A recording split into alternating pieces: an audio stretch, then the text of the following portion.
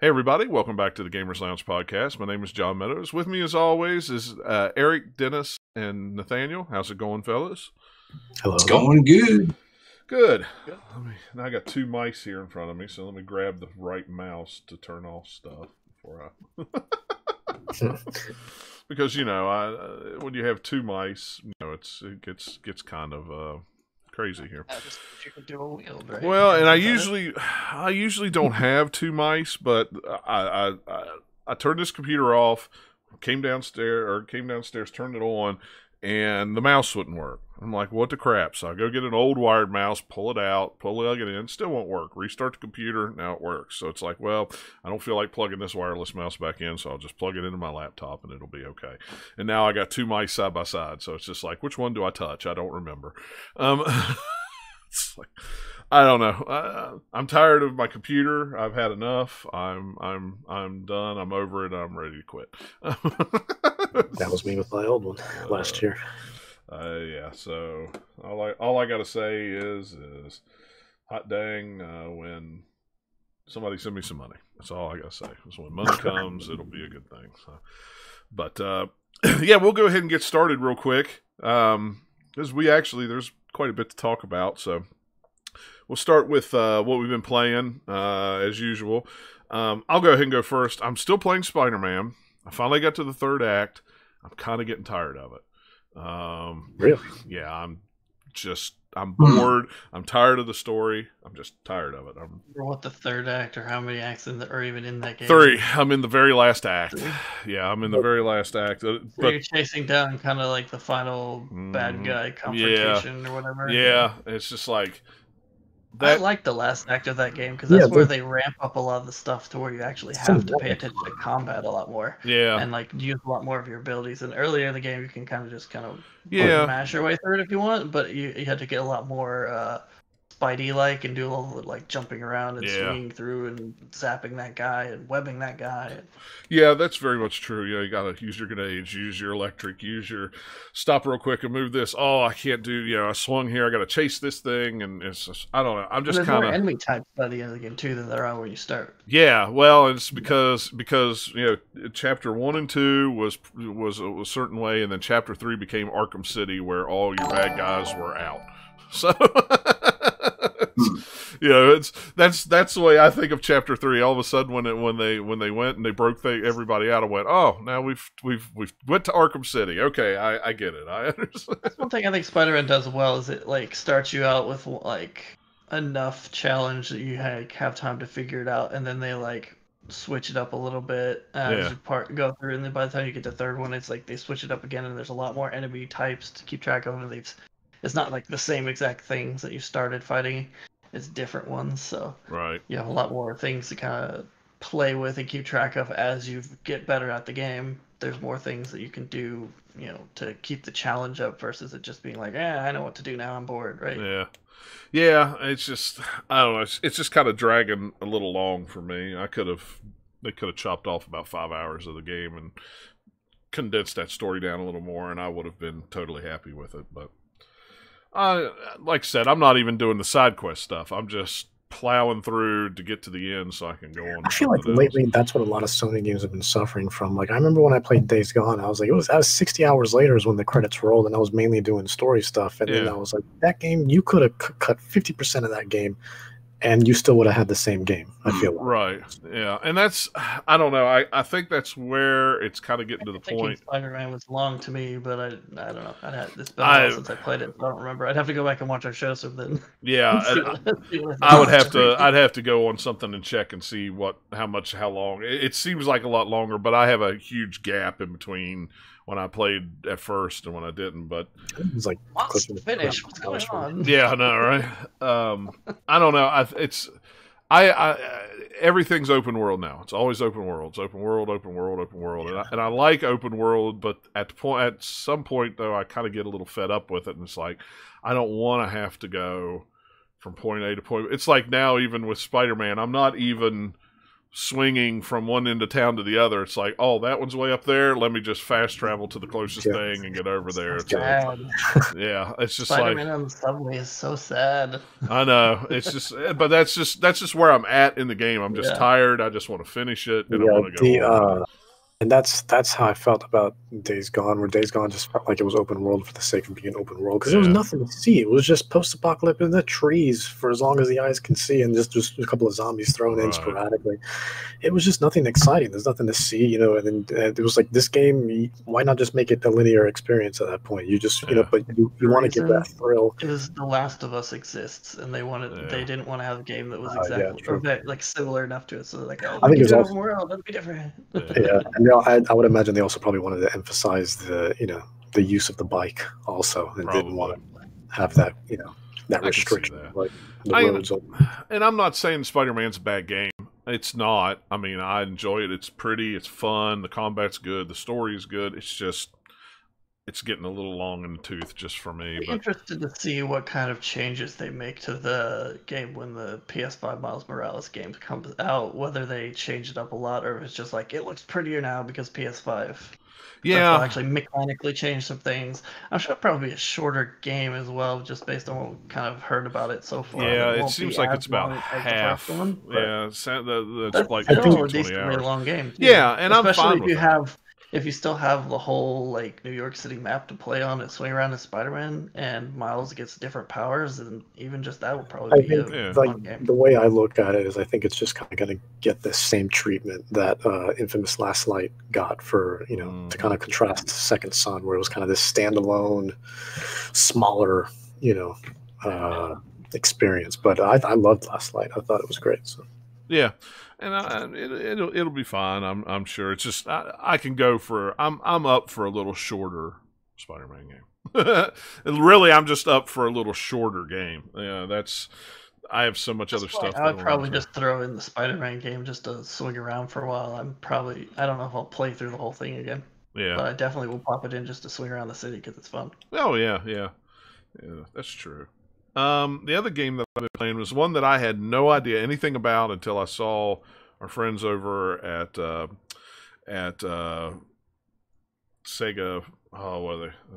Mega Sega. I forget what they are. The Mega Drive magazine guys that I'm friends with.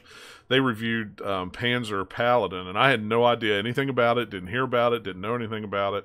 And it's just an indie game. That is a kind of like an 8-bit game. It's like a mix of Blaster Master and Metal Storm from the NES. You got a mech robot with a woman in it.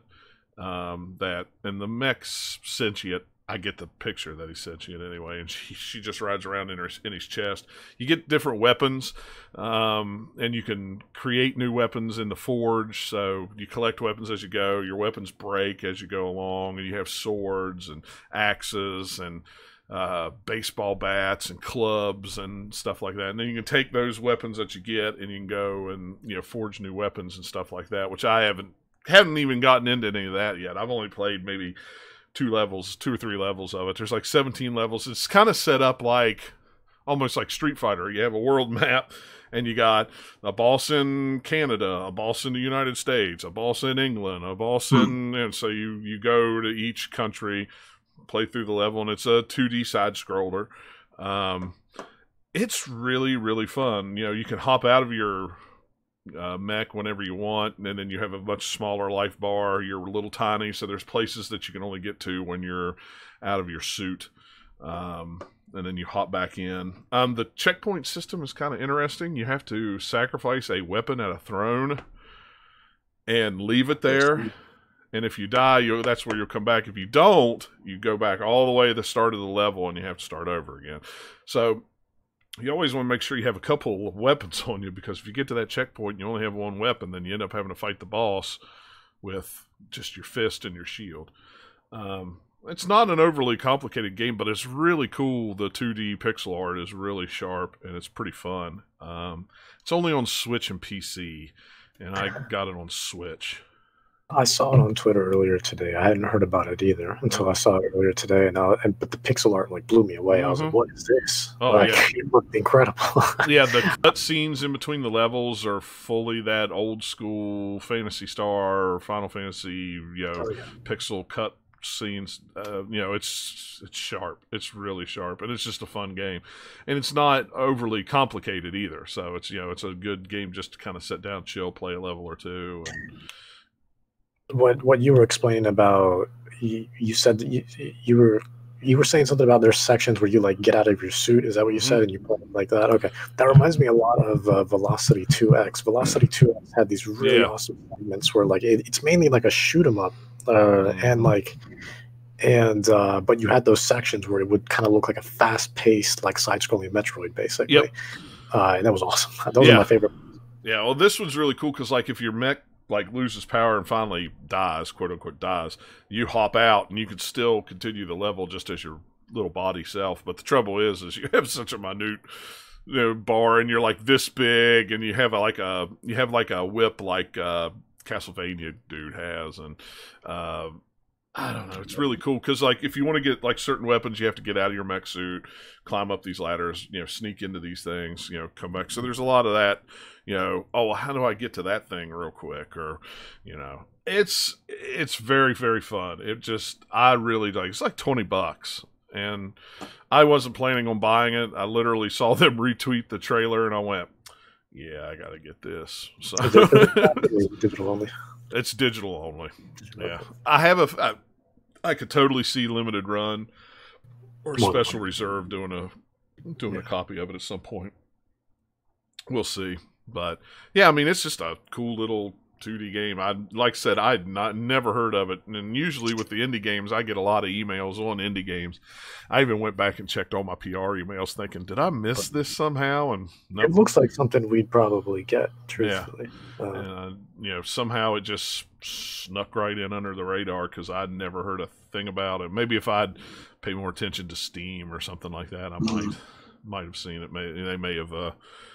Been advertising it on Steam or something like that. So. That's just a way to get under a waterfall of indie titles every minute. They're just like, I know, and that's why a lot of the times I don't pay attention to Steam because it could just be so overwhelming with stuff like that. It's like, oh, if one, and I follow a lot of people on Twitter that are into the independent stuff. So it's like, all right, I'll figure out what I like from that somewhere else, and then I'll go and put it on my wish list on Steam. It's not like I'm going through Steam to look for things. Yeah, but it was a pleasant surprise just out of the blue, honestly, because it was just I was like, holy crap, this is a great game, and I didn't even know it even existed or anything about it. So, but Panzer Paladin, $20 on the eShop, just came out I think Thursday. See, that game got me confused right away because of the name. Like before I saw screenshots and stuff, people were talking about it on Twitter, right? Before I actually did the research on it. And I thought people were confusing Panzer Dragoon and Paladins. Yeah. And I was like, what in the world is it? Which one is it? Yeah. The game is just called Panzer Paladin. And then my mind starts racing and starts thinking about random stuff. I was like, they combine? Is there a crossover? What just happened? Paladins and Panzer Dragoon? That doesn't make any sense. A rail shooter with a Team Fortress-esque Overwatch game. It's a rail shooter MOBA. It's the newest thing. It's the newest thing. It's the hottest thing all the kids are watching. Yeah, it's the hottest new thing that all the kids are playing. Everybody loves the rail shooter MOBAs. Those are the new. And then I looked it up and I was like, oh, it's like neither of those things. Yeah, it's like neither of them. Yeah, it does. It has a very much look like Metal Storm on the NES, but it plays a lot like. What did I say? Crap, now I can't even remember. You said Fantasy Star. Blaster Master. Blaster Master, yeah. But it plays like Blaster Master, but looks like Metal Storm. Is what that's the best way I can describe the game in just a short little sentence. But yeah, it's cool. If you got an extra $20, check it out. It's worth it. It's worth every dime. So, Nathaniel, you go ahead and go because one I want to know about. Well, I want to know your opinion on both these games. But They are games. I'm not even going to tell you what they are, but they're games. Games. I've been playing Ghost of Tsushima on PlayStation since it came out. Yeah. I guess was that last Friday. Last Friday. So about a week or so it's been out. Yeah. I haven't been playing it every day, but I played a decent chunk of it. I think I'm right at the end of Chapter 1 of the game. I don't know how many chapters there are, or Act 1, or whatever it's called in there. I'm gonna but look it up while you're telling me. That game's really, really fun once you get past the intro. That's my only complaint about it so far, is it starts slow. Does it? It's one of those games where it's like, hey, we're going to drop you in the middle of stuff, and we're not going to tell you things, but it's also, you don't have a lot of the stuff you actually get to do later. So you start out, you're just the samurai, and you're going for that, like, you know, the battle with all the invaders and stuff, and like, oh no, everyone's dying, and like, oh crap, and then like, someone finds you and nurses you back to health, and you're sneaking off, and then it opens up into the open world, and you have a few missions. And only after you do the first couple main missions is when you have like most of the basics. So it's like, hey, do this main mission and you'll get your bow and arrow. Do this mission and you'll get like this thing. So once you've done those first couple of things, it opens up a lot more. It's like, oh, hey, here's how the open world works. Here's like some of the cool like things you can find in it. Here's like how the missions appear on the map and all that. It takes a little while to get to that point. Yeah. And like the combat is much more fun once it gets there too, because you can kind of combine the samurai side with the sneaky side and smush them together, and then you have a lot more options than you do when you first start the game. So everybody that I've heard talk about it, or a lot of people that I heard talk about it, say it's a lot like Assassin's Creed. Would you say it is? Very much like Assassin's Creed in many ways, as far as how it's structured, kind of mission-wise, where you'll have like, what they call them, stories. I believe it's called stories. Tales. Tales is what they call them. So you have main mission tales, and you have like side mission tale things, and then like mythic tales and some other stuff. And then you have other like open worldy type things too that aren't really like missions, that are called different things. So you go and you like go to this marker on the map and meet the person and talk to them, and then it's like, hey, we follow them somewhere else, and you might have to fight some guys, or you know, whatever. Yeah. So the way missions work is very Assassin's Creed. Also, you have not as many as the Assassin's Creed games have, or like a Far Cry would have, but you have like little bases that you can go in and you clear out the enemies, and then like that area of the map is now clear of the enemies because you cleared out this base or whatever. And I'm trying to think, there's something else that's kind of Assassin's Creed-y, but yeah, there's not really like towers or anything like that in this game. You have the whole map is all just fogged out when you start, and then as you go, you're clearing the fog of war from the map, basically. So it's like as you explore, you see more and more things. Kind of open it up. And a lot of like early Assassin's Creed games were too. Yeah, the fast travel in this game is really like friendly, because like any major town or most major like little areas, as long as it's not a hostile place, you can fast travel to it, and it loads pretty quick. Even on my regular PS4, it's not very long load times at all.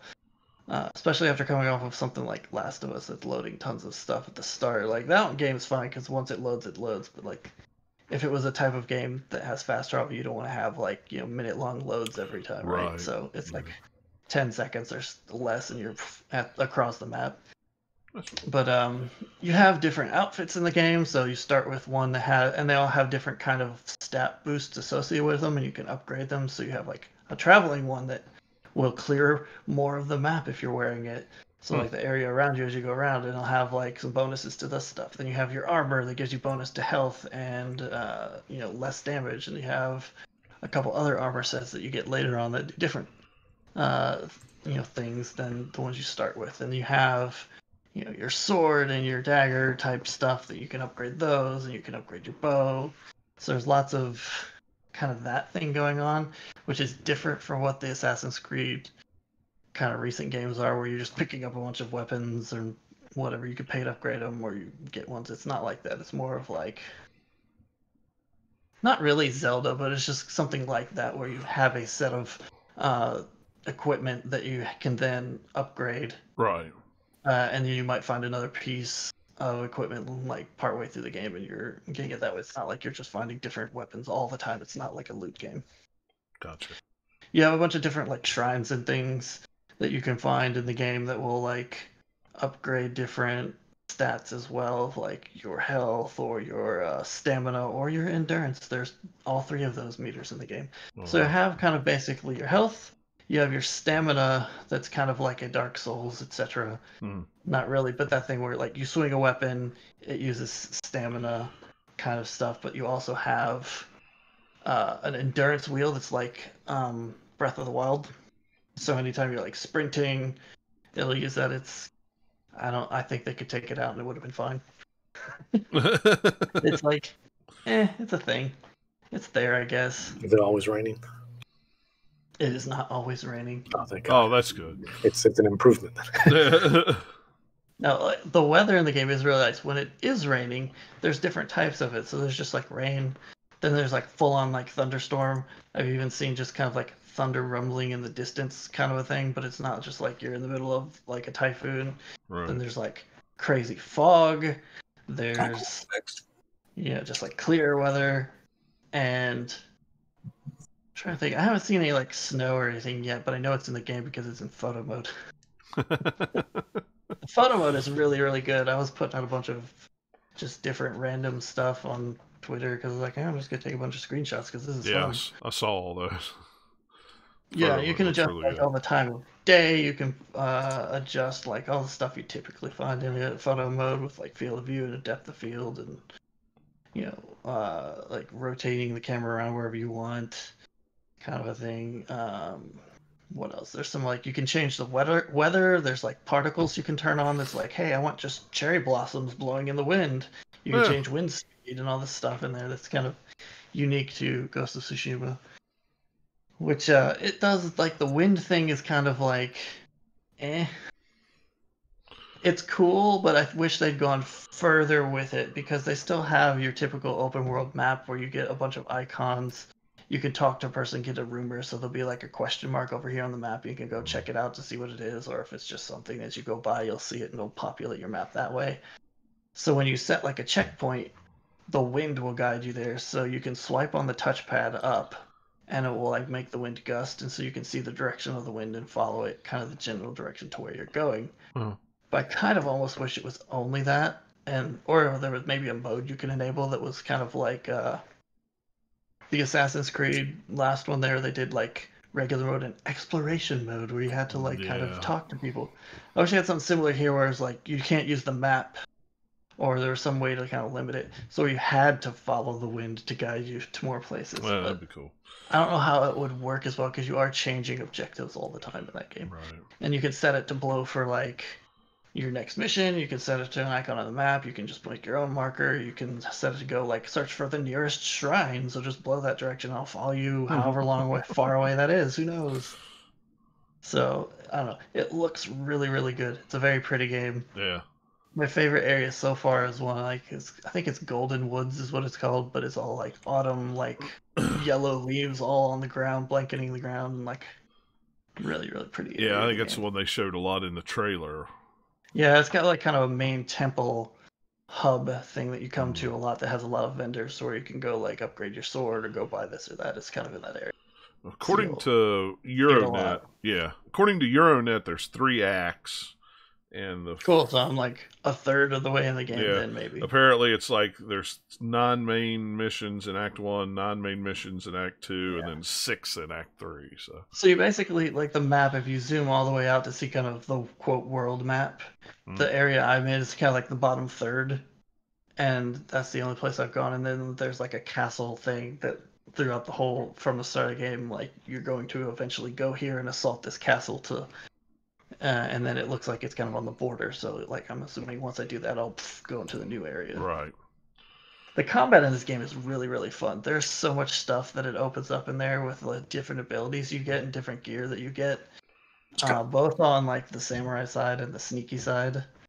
So you can get all sorts of different like things like smoke bombs. You can get like poof, there you go. Like they act like you would expect them to in like Assassin's Creed game or anything else. Yeah. But then once you get that, you can upgrade it so that like it lasts longer and enemies are blinded with it, and other things. I think the last one on that tree, if you upgrade it, is you get healing while you're in the cloud of smoke. So like, You get different stuff as you go, and you can see down each tree. It's not like it's hidden. You can like go through it and be like, oh, I want to work towards that thing. Yeah, see, I like You that. unlock new stances that you go, so you can switch stances. It's almost like a rock paper scissors thing. So like this stance is very good against shield enemies. This one's really good against sword enemies. This one's good against spear enemies. And what you do is you kind of do heavy attacks will break their guard. So if you hit them once or twice with the correct stance, then it breaks their guard and you can finish them quickly and move on to the rest of the people you're fighting. Whereas if you don't, you can be like clanking against them for a long time and it'll take a lot longer to kind of get through everybody. Right. Then there's like, what else is there? Oh yeah, there's this like standoff thing which they've shown a couple times before, where if you're like coming up to the front gate of like a fortress or building or somewhere enemies are, there might be a prompt that says standoff. And if you hit it, you basically go up and like, hey, fight me. And so like you have to like sit here. It goes and come almost a like samurai showdown cutscene where they change the camera angles to be or similar to like a spaghetti western, but it's definitely playing more on the actual like samurai movie tropes that those westerns then ripped off for that. But then you're like holding a button and you have to wait for them to like attack, and then once you let go, it'll slice them up. You can upgrade that to where it will aggro another enemy or 2 enemies, so you could kill up to 3 enemies in a row with this if you do it right, which is fun. Oh yeah. And then like everything just goes nuts and you're like, oh crap, I've got like a dozen guys around me, I gotta figure out how to kill them all. Whoops, maybe I shouldn't have done that at this base. So are you... Yeah, there's a few actual like boss fights in the game. There's like some missions where you're just like, hey, go fight these guys. There's some hidden kind of side mission stuff where you're doing a little bit more platforming things. Yeah. Which the platforming is mostly fine. It's kind of where there's like little ledges you can jump to, kind of Uncharted style, but less robust. And there's a couple spots in the game where it got a little bit clunky, where it was like, hey, I want to jump to this thing. Hold left and hit the button to jump over there. And I was like, eh, and it missed the cliff. I'm like, but I'm on a 2D plane camera. I can't possibly aim this. And you're like acting like I'm aiming this, and I keep missing it. I'm like, what is going on? So It's your fault. What do you want from me, game? But yeah, mostly it's worked pretty fine. Yeah. Yeah, like it's a lot of fun. It's definitely worth, if you're like interested in the setting at all, it's worth exploring because there's like a lot of variety even in just the one area of the map that I've seen so far. Just a lot of cool things to see. Are you playing it with English or are you playing it in Japanese English with subtitles? Okay. I started it out. I didn't get it on launch. I had it ordered and my Amazon order didn't come until this past Tuesday. So, of course, I'm in the middle of the week. I'm working. I literally installed it and watched the opening cinematic movie thing. And I think I'm going to start it. I'm going to watch it again, but I'm going to do it in the black and white movie. Oh, that'd be cool. Do not play this game in black and white. Oh no, I'm not going to play the game in black and white, but I want to. Sure, maybe watching it will be fun, but like it is meant to be seen in color. There's so many things that deal with color, and also when you go into kind of like listen mode, I guess, whatever it's called, where you can like kind of try and pinpoint enemies. Everything goes like really super desaturated, except for like, oh, here's a like enemy ping over here. So I don't know. I'm not sure how they would handle that in the black and white. Yeah, the setting is one of my favorites. I love the old, Seven Samurai, those old samurai movies from the 50s, 60s, and those are just a super colorful game. So doing it in black and white is kind of like maybe a neat gimmick to try, but it's not the way you should play the game. You should definitely play it to see all of the fun colors, because there's like all sorts of like reds and yellows and blues and greens and white, and because you have like the tall grass that has kind of like the white flowers on top of it. That's kind of like your hide in the tall grass kind of areas for this game. Yeah, and it's just like. And the wind's blowing everything all the time. It's like, it's a very nice looking game. Yeah, well, and I'd started out as with the Japanese subtitles on, but or Japanese with subtitles on, but I was like, okay, this game may not have been 100% made to play that way, because the sync isn't quite, quite They right. probably sync it regardless. It's kind of like a little bit. It's definitely one of those. Is it? Like, Okay. it's an open world game, so you can only do so much with it. Some of Yeah. it's really good, and you can tell that this was like a second tier one that they didn't quite put as much polish in. Yeah. Going back over whatever automatic thing that they do for it. Yeah. But it's also like, because it's a big open world game, and there's some stuff where like you're walking through an area and someone's going to say something to you that you're not necessarily like seeing them in a cutscene. I just decided, I was like, nah, I want to do it in English so I can kind of hear all that stuff and not be like, wait, what did I hear? I'm reading text at the bottom of the screen all the time instead of looking at the game. Well, and like I said, I just literally started it up, watched it, and it was like, yeah, I want to go back and I want to watch that in black and white, get that real cool movie, samurai movie feeling out of it, and then play the rest of the game. The opening of the game has that feel for sure. Oh yeah, it does. Yes. Yeah. But yeah, they're definitely I can't wait to play there. it. Like the rest of it, still it does have, but then it gets to where it's like you're in the open world game, so yeah, you're just running around like almost any other kind of open world game. As far as like, hey, I'm gonna go. I encountered some guys on the road that are trying to attack me, or like, oh, there's someone who has a hostage. Let me go free them. Just all the incidental stuff that you find as well. Yeah, cool. I can't wait to play it. It's just a matter of finding time at this point. So. Yeah, it's definitely worth putting some time into. It's like, especially once you start getting a few more options for the combat and unlock a few abilities, it's really fun. Yeah, cool. Also, I recommend upgrading your dagger thing. I forget the actual official name. It's like the actual like small samurai sword that has a real name that I totally am forgetting right now. And it's mostly like timing, right? Like sort of kind of wait for an opening. You can't just go in there and hack them, right? They don't think that. I literally go. You do have some different combos and stuff you can unlock if you want to, which I do use them sometimes. But you can totally, if you're smart about switching stances for the proper enemies, you just switch it, heavy attack a couple times, quick attack, boom, they're done. You like make your own opening. You can wait for them, but it takes too long. So it's just like, stance, get them. Die. I was like, I was gonna ask you, a smoke bomb and stab them in the back. Yeah, how's the stealth elements? Is it pretty good? Sneak, get them, and then like, can you hide the body? Drag You can't really drag the bodies unless I just don't know how to do it, which is possible. But you can sneak around. Upgrading the little dagger thing though makes your animations go faster. So default when you start, it's a lot slower, but by the time you max it out, it's like it's a lot faster, closer to like what you think of the dagger or the hidden blade from Assassin's Creed. That's cool. So it's like, and you're done. Whereas like, it's not as long as say Last of Us Part 2, where you're sitting here trying to like get a zombie neck, and it takes like 20 seconds before she gets them, which is on purpose for that game. But yeah, it's slower to start with on purpose to make it more risky for you to do, so that you might get caught. Oh no. Yeah. But there's lots of fun stuff that I've had in the game stealth-wise, where you kind of got like you're either in like a small village or you're somewhere where there's some buildings, and like, okay, there's a guy inside. Ooh, okay, one of my favorite things from the game. You go inside and like take the guy out or something. But the fun thing is if you're on the other side of a door from somebody, because the doors in this game are all like Japanese like paper. Oh yeah, doors. So there's like I got the wood.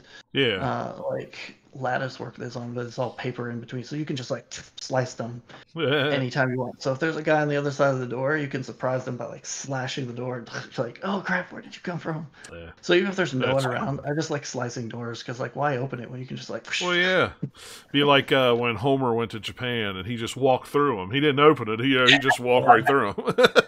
This game also uses the touchpad more than like any other game since probably Horizon Zero Dawn that I've played, because you swipe up, it does wind. You swipe left, you play your flute. You swipe down, you do like a bow for honor kind of thing. If you swipe right, it sheathes your sword. So if you've like just had a battle and you do that, he'll like do the thing where you sling the blood off, or sometimes wipe it on your arm and then like sheath it. Yeah. It's all really nicely animated. Huh. It took me forever because I had to wait for it to. He'll just automatically do it if you wait a long time. It's like, why do I keep running around with my sword? And what's this? Oh wait, there's different actions if I go different directions. You mean somebody actually used a touchscreen for something? My gosh, it's been there for 7 years and nobody. Well, yeah, so you have like the 4 direction swipes, and if you click it, they all have actions in this game. Wow, look at that! It's not just click and the map comes up. Unbelievable. Which, I mean, that's still nice. The thing I like that Horizon did with it that I wish more games would do is like the HUD is invisible, but if you like lightly touch the pad, it would bring your HUD up so you could see like your health or your mission or whatever at a glance, and then it would go away again. Yeah, I like that. But, so you like look at it, but then it's not like distracting you, like always in the corner. Yeah, so it's like a lot of games do like the auto fade, where like, okay, you don't need to see your health bar right now, but like if you wanted to look like, I don't remember how much health I have, or I don't know, well, what my mission bullet point is right now, you can like, oh hey, without having to open up the menu and go look or something. Yeah, I think it was a nice thing that Horizon did that no one has really done since, or at least the games I've played. I'm sure somebody's probably done it. The other game that I'm playing, that I've only played maybe about 5 or 6 hours of, is Death Stranding, because it came out on PC. Mm-hmm. And I was like looking at reviews of it and stuff. I'm like, yeah, I'm gonna buy it. Why not? And it's very much what I was expecting. A really weird game where I don't know what the heck anyone's talking about yet, because it's all super, mysterious and like, hey, here's all these stupid names we have for things, and no character has a real name. It's all like, fake stuff. Even the main characters, it's like, that's not like a real name. Even though it kind of sounds like one, it's not. I promise it'll all come together eventually. It's weird. Oh yeah, I'm already getting a little bit of like hints at stuff because I've gotten to where it's past, like, I'm in chapter 2 or whatever it's called. So like chapter 1's kind of like, here's your like crazy intro to the game. Here's all this stuff, like, what's going on? It's all weird. And then like 2, it's like, it's still weird. Yeah. And we're still introducing a few other things. But we're also letting you find a little bit of hints at stuff. Like here, you decoded a thing, so here's like a letter you can read that has some like stuff bolded in yellow. It's like, hey, this is kind of a thing that like, hey, it's hinting at what this thing might be, or this or that. So I'm getting little hints of things so far. But yeah, I just built a bridge, or whatever. It was the last thing I did in that game for like hey, go build a bridge was the mission that I was like, all right, sure, why not? All right. And like, so you have all of like the what are they, the BT or whatever the heck weird ghostly things that they've seen in all the trailers, but they have like human kind of enemy people too that I just found recently. That I was like, oh hey, I like that, because it's not going to be just the same try to sneak by the ghosts thing the whole game. There'll be other things to do. I'm sure it'll probably get harder in other areas of the game, but so far it's just like anytime it's like your little like sensors going off, it's just like, no, just if you take it slow, you're fine. Just go. Interesting game. Like I definitely want to play it, but I don't know. I have one of those games where I gotta get on sale and I gotta be like in the mood, I think. I have a copy of it on PlayStation 4. I got it for free from GameStop. I've just never put it in the thing for. They had it for like $25. I had a $25 coupon, so I'm like, okay, why not? You're like, I'll just do it. I pretty much just got it because I was like, well, it's gonna look pretty on PC, so I just want to play it and see. Well, if I end up not liking it too much, is like I'll still get enough worth out of it by seeing some of these nice landscapes and stuff for a while. Yeah. Where I've been looking at all the PC stuff here lately, that's the free game that everybody's giving away with graphic cards and stuff. Yeah. So. Ooh, I got the new Assassin's Creed game. I was like, yeah. So yeah, I'll play some more of Death Stranding, but I'll probably stop it once Horizon releases in early August and play the crap out of that game. Because I think, I don't know, man, I keep going back and forth on whether it's like God of War or Horizon is my favorite like PS4 exclusive release. Now it's coming out PC. It's less exclusive, but whatever. Yeah. I will totally play through that game again. Yeah, that's what everybody says. We'll play it on PC again. Cool. Who wants to go next? Dennis, Eric? You guys got a lot of stuff. So okay, go ahead. All right. And for once, I've been busy. I played the most games. Yay, I won a prize. No prize. At least have more stuff in the last couple weeks. All right, so let's start the dumb games. There's only one. I decided to try NBA 2K 20 actually on PS4 because it was free on PlayStation Plus this month. I like NBA sports games, but I haven't really played several. I'm pretty behind. I don't know. I messed around with it for like an hour, and I was like, all I want to do is set up like the ultimate season where I have to manage it, and I have a fantasy team. And there is a way to work in like the stars of today and then the guys from the past. And I kind of got that figured out, but then I didn't really like how it played. I was like, the shooting mechanics kind of weird. But I might go back to it. But I then went and fired up my PS3 and dug out NBA 2K13, which I haven't played in 5 years. I was like, oh yeah, played that for a bit. I've been trying to finish Rise of Tomb Raider. That was also free on PlayStation Plus. I own a physical copy, so I don't know why I just didn't get my physical copy. But I'm almost done. I haven't played it in a couple of years, and I think I only have like a couple hours left. I was looking ahead at a guide, and I was like, oh, pretty close to the end. I really like the challenge tombs, and playing it right after Last of Us, it reminds me like a little bit of The Last of Us. Kind of like it has a little bit of that stealth sort of thing, but more like Assassin's Creed stealth, where you don't have to be stealthy. I mean, Laura can take damage. You can just load up your weapons and go. You can do whatever you want. Definitely one that gives you options if you want to try. You can. If you don't, and I try to be sneaky. I discovered the exploding arrows. We upgraded more of a grenades. I'm like, what is this? This looks like fun. So dude, no more stuff. Rise of Tomb Raider is my favorite of the three kind of reboot series. I like because it's kind of like hit the perfect amount of kind of openness, but still telling you the story. Whereas and there's lots to do. I haven't played the third one. Again, it was one of those that was free. I like the first one, but there was nothing in the first one that wanted me to go back and try to finish like the odd collectibles. But this one's like, oh, that challenge too. I definitely got to think about going back to that. I've played the first one through twice, and I played Rise through twice, and got done everything you could possibly do 100%. You played Shadow. The last one, I played it through once, and I haven't felt the need to go back. And that's to it. We'll probably get to that one. It's still worth playing, but it didn't grab me the same as the other two. But especially Rise. Rise, I had so much fun with that one. Yeah, Rise is really good. And the version for PS4, the 20th anniversary edition, got that little art book and that weird like kind of half case that like Sleeping Dogs had, and I like that sort of thing. I like the little fanciness to it. And just the game plays well. It loads quickly, which is fantastic. I know I've talked about on the show about how for Control, I'd wait like 2 minutes for it to reload after I died. And Rise of Tomb Raider, right back in. So I was like that. I tinkered around on my modded Wii recently. So I've been playing some GameCube games and a few other things. I played Mario Golf for the first time. Never played any game in the series. It's pretty good. It's kind of cool. It's a little like RPG-ish golf game. Yep. I like it. I have a copy of it on GameCube. It's pretty good. Yeah. It's pretty reasonable still. If you want a physical copy, it's not terribly expensive. Yeah, no, it's that's pretty good. It's like 20 or 25. But it might be one of those ones I try to get. I really wish we had gotten a new Mario Golf instead of a Mario Tennis on Switch. Yeah, I do too. Because that's what I want more than anything. Because I love just about every Mario Golf they've put out. And Mario Tennis has been all over the place in terms of quality. So yeah, was Mario Tennis on Switch the same as the Wii U? Different game? No. It was completely different. Yeah. Oh, see, I knew you guys would know. Yeah, Mario Tennis is okay. But I think the golf, tennis I just don't keep interest. Everybody refers to Ultra Smash as Ultra Trash. Yeah, and then this one was Aces. So, but it was far from an ace, I'll tell you what.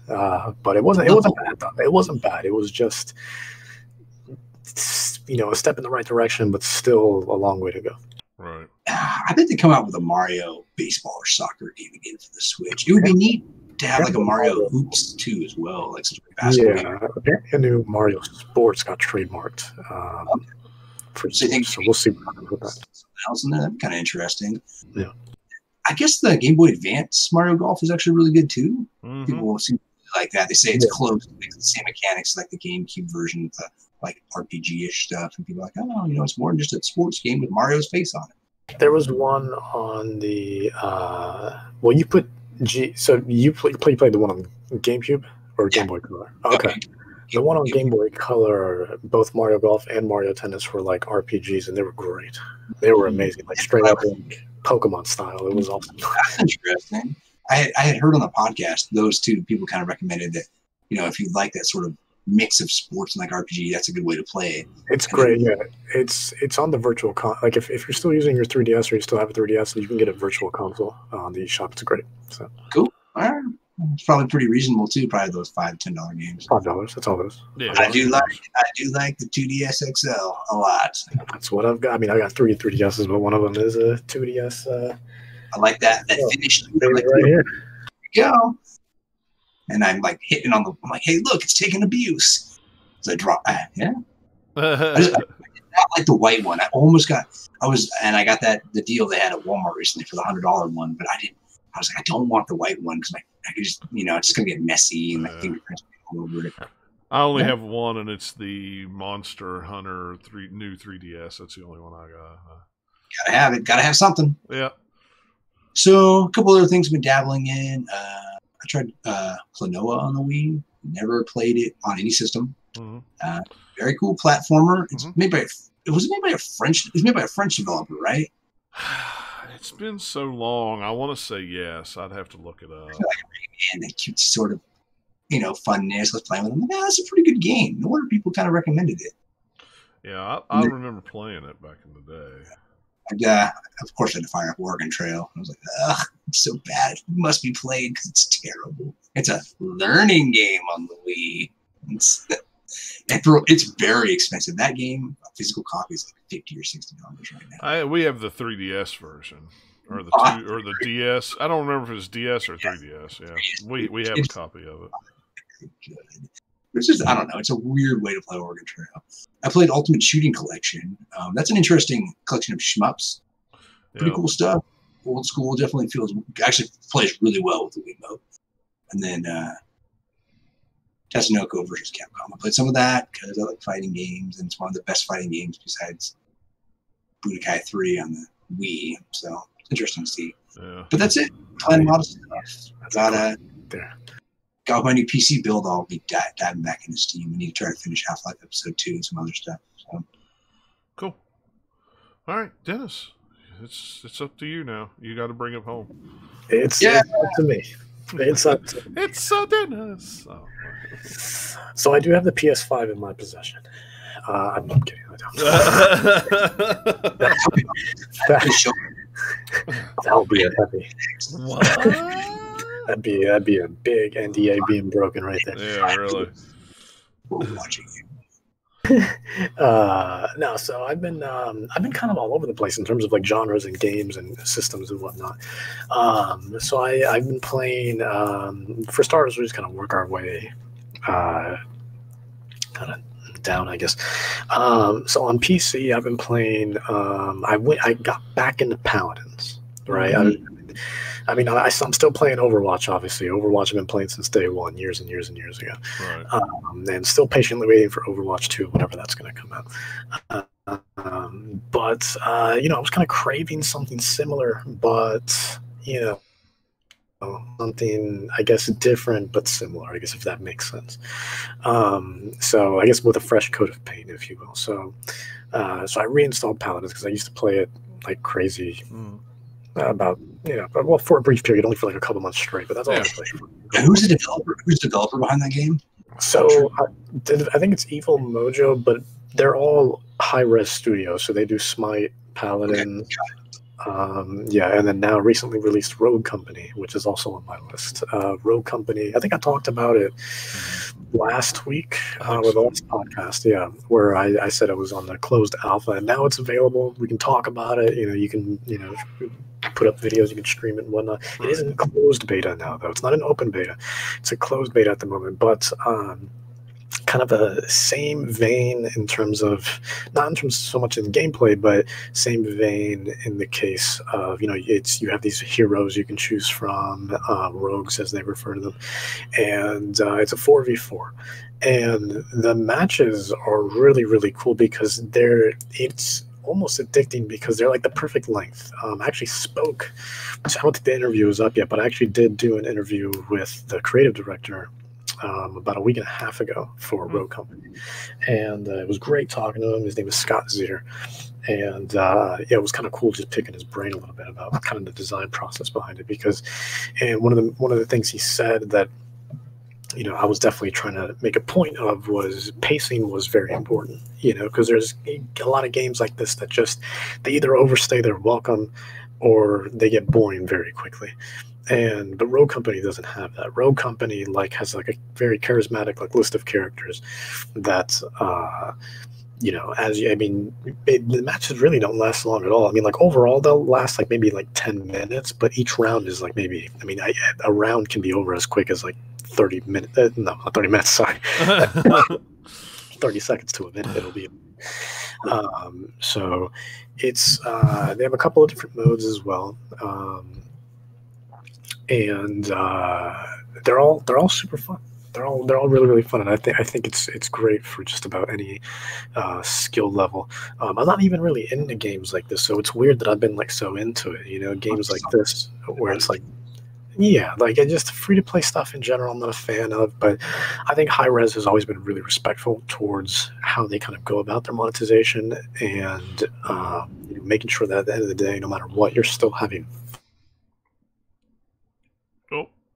to not do any pay-to-win nonsense as well. I mean, we've seen that with Smite, we've seen that with Paladins, and now with Rogue Company, it's been very, very, very good. Yeah. So, but yeah, hopefully more people get their hands on it. I think there's a lot to enjoy here. I think hopefully, so long as they support it right, I think it has a bright future ahead of it. And they're a very passionate group of people when I spoke to them too. So, really excited to see where it goes. And they were nice enough to send me the Ultimate Edition too. So thank you too. Oh, nice. But yeah, go check it out. I mean, this, if you want to jump into it now, the starter edition is only $15. If you want to get the kind of mid-tier edition, that's $30. And then, of course, if you want the kind of real full game, it's $60. So, like a normal game would be. So, and that's the Ultimate Edition. Otherwise, it'll be free to play at some point. They haven't disclosed when, but it's coming. And there's cross progression, which is fantastic. That's nice. Right where I left off on my Switch the moment I'm done playing on my PC, and I can pick up again right on Xbox the moment I'm done like that. I don't have to do anything. It's just bam. The moment I linked everything, we're good. It's fantastic. So cross-buy, cross-play, cross-progression. It's fantastic. So yeah, I wish more games would do that. Hopefully in the future. So yeah, in addition to that, on Xbox One, speaking of Xbox, I've been playing a little game called Ooblets. Yes, like farming sim, Harvest Moon, Pokemon dance battle game, right? It's a little bit of everything, yeah, and it is so unique despite being an amalgam of all these things. And it's the writing is so good, it's so funny, that game. And the younger generation, right? Anybody can play it, but it's definitely, you think it's marketed for that. Yeah, it's very colorful, very accessible to any age, really. So yeah, I mean, if you wanted, if you're like, hey, my kids have nothing to do, get them Ooblets, so they'll enjoy Ooblets. So, but it's really great. It's really, really great. It's they take really the best parts of so many different games and really kind of bring them together in Ooblets. And but it is still in early access. I'm not a fan of playing early access games, but everybody was just saying right away, look, just get it. What made me laugh, but also what convinced me, was the fact that I don't know if you guys have ever been read reviews on the Microsoft Store. It's like Rotten Tomatoes in the case that everybody hates every game. Every game is bad. Every game has a terrible rating. Just like Rotten Tomatoes, every movie's terrible. So no matter what. But this is one of those few games that was 4.9 out of 5. I was like, excuse me? And then it was just consistent, don't think, just get it. Worth the money. Even though it's early access, still better than most AAA games, and stuff like that. So it was really, really interesting just kind of seeing the Xbox community just kind of come together for once in the reviews of just, and not making it look like a toxic, Metacritic scenario. You won't get it that way. That's cool. Try it out. Yeah, I'm interested. It's a lot of fun right now. It's only on Xbox and on PC via the Epic Game Store. So there's only 2 places you can get it. It is exclusive to Xbox One. So in terms of consoles. So, but yeah, super enjoyable. It's super funny, super colorful, super charming and endearing, and it's such a good time. Cool. It's a really good time. But you can definitely feel the early access on it because it's definitely got some polishing to do. But you know, that aside. You know, credit where credit's due. It's fantastic. So, in addition to that, in terms of more funny games, I've been playing the new Paper Mario that came out, Paper Mario and the Origami King. Now, the last few installments of Paper Mario have been, you know, they've seen better days. Yeah. Now what you know now. That's the only like, since Nails into Your Door. I don't think they've been. They're just kind of like. Eh. I liked Super Paper Mario. I think that was the one after that one. I can't remember. But there have been at least 3 or 4 Paper Mario games like in between, and they've all been. It's had an identity crisis. Is what Paper Mario has been having. They're trying too hard with the gimmicks, and it's just getting obnoxious. And you know, it's one of those things where you just kind of have to like put the nail in the coffin of just like Paper Mario is no longer an RPG. If you want an RPG, go play Mario and Luigi. That's where the new RPG standard is, I think, for Mario games. But again, credit where credit's due. It is the best one, you know, that we've seen in the last couple of entries. It's a step in the right direction. Of course, I don't think it's ever going to be an RPG ever again. I think we just need to accept that. But I've been having a great time with it, honestly, and it's been very, very amusing. It's been very entertaining. You know, it's a fine Paper Mario game. You know, but you know, when you compare it to other Paper Marios, still very low on the pedestal. But as a game in general, just kind of comparing it to what's been out recently, yeah, I mean, I'm having a great time with it. You know, I think overall it's been worth the money. You know, I did use one of my Switch vouchers on it, but I think if I'd paid $60 for it, I still would have been happy with it. So, you know, a lot of content there too. So, you know, you definitely get a lot of hours and hours and hours, and a little bit of replayability as well. There's a lot of collectibles everywhere. They kind of, you know, kind of what they did with the moons in Super Mario Odyssey. They kind of replaced that with toads in Paper Mario, where there's just toads hidden everywhere, and you got to find and rescue all the toads. And there's hundreds, like hundreds and hundreds and hundreds, just like the moons in Mario Odyssey. So, but they've been it's been really entertaining, you know. And again, credit where credit's due. It's I'm having a great time with it. I'm a big Mario fan, you know. I love Mario so much. So, you know, I've been happy with it, you know. So yeah, I've heard a lot of good things. Yeah, you know, and again, like, you know, considering where Paper Mario has been the last couple of entries, this is definitely, you know, the best one in a long time. You know, but you know, still far from, you know, being, you know, up there in terms of, you know, the pedestal in which it once was. I don't think we're ever going to get back to that. I think if you look at it more of as a puzzle adventure game, you appreciate it more. Yeah. I can see that. So everyone's still kind of stuck in the whole RPG kind of perspective of it, and we just have to kind of unfortunately just put that aside. It's definitely more of a puzzle adventure game now at this point. So, but yeah, and then finally on my phone, interestingly, I've been playing a game called Monument Valley. I've heard of this game for years and years and years, and then I ended up getting it for free. And so I figured I'd try it out because I'm a big fan of puzzle games. And this has got to be one of the most beautiful puzzle games I've played in a long, long time. I actually posted some screenshots on Twitter, I think yesterday or 2 days ago. And it's a stunning game, such beautiful colors. And it really makes you, it really, really makes you think. And they do everything via perspective. So like, you know, if it looks like 2 pillars are crossing, chances are you can walk across those pillars, even if it seems like they were disconnected at first. If even just an edge is touching, it's all about it. It's like Echochrome, if you remember Echochrome. It's very similar to that. As far as how like kind of the puzzles and the structure of like changing perspective in Fez was, it looks similar to that, like idea wise.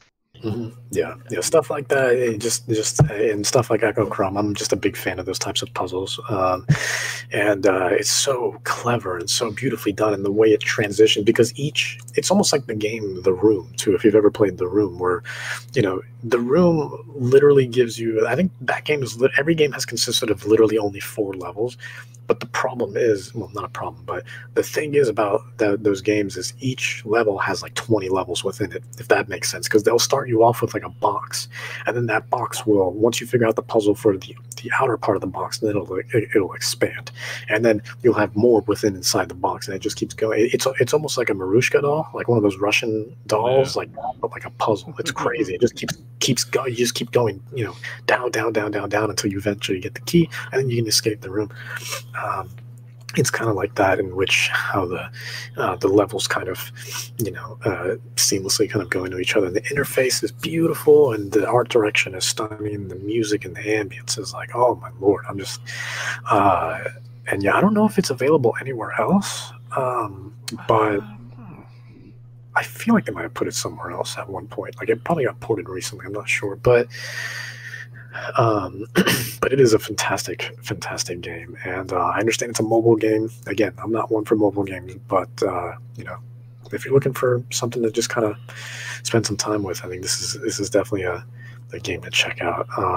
I've already technically, quote unquote, beaten it, I guess. Now I'm working on like the expansion for the game, and then it has like 2 expansions. It came with the version that I got. So, and then once I'm done with this, I'm going to go play Monument Valley 2, because there is a sequel, and apparently it's even better. So, it looks like it's only on mobile. Huh. Yeah. I feel like it would work well on Switch. If they brought it to Switch, it would work. I was on Vita one time. Not according to the Wikipedia. Something else. Because the title sounds. I would have gotten it on Vita. Just says iOS, Android, and Windows Phone. Wait, what's a Windows Phone? It's a phone that has Windows on it. It's no longer. It's killed off very quickly. Yeah. And maybe I'd seen it before. Maybe I'd seen it on like iOS or something. I had definitely heard it recommended before.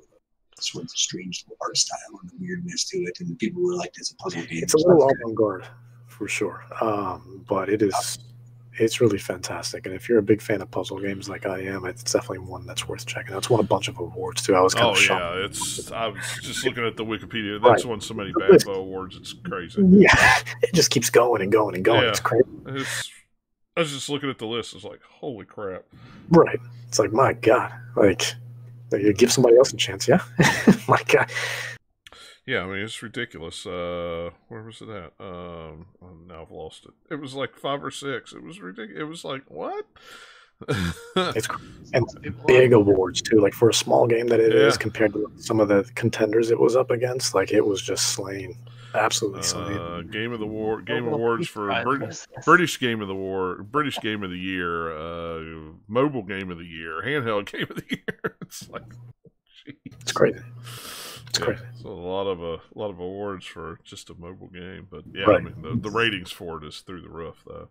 It deserves it. I mean, the game is truly like exceptional. So, but yeah, that's what I've been playing. Cool. Well, we'll hop into the news real quick. First couple, I'm just going to kind of, I don't want to say blow through, but multiple sources say that Assassin's Creed games reportedly scrapped female lead roles before release. This could be actually true with Odyssey, which would make sense of why that male character was so bad.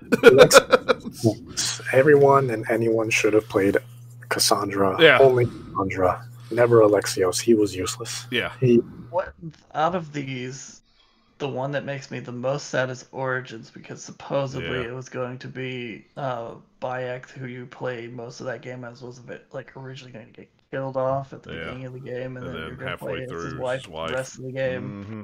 And she was such a cool character that does not get to show up in that game nearly that much. She's in a decent chunk of it, but not compared to say like what Odyssey has, where you could play either or character, or even like Syndicate, where you kind of went back and forth between the characters. You still played the male character more in that game. Yeah, and even Syndicate was supposed to be more like what?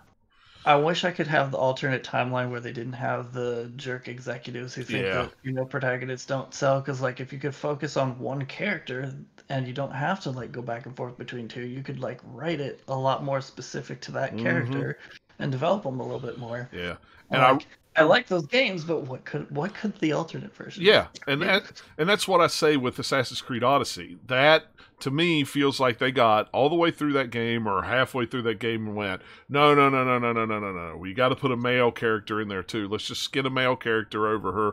Just get a voice guy in here real quick and do this because this game won't sell if we just do it female. And some of the stuff, and I have not mentioned it on the show, you know, we've not talked about it, but some of the stuff that has come out of Ubisoft that has been going on from an executive standpoint is just, it's unbelievable. And it's like, train wreck. Yeah, and it's like to the point where I almost feel bad for all the years of giving them money. You know what I mean?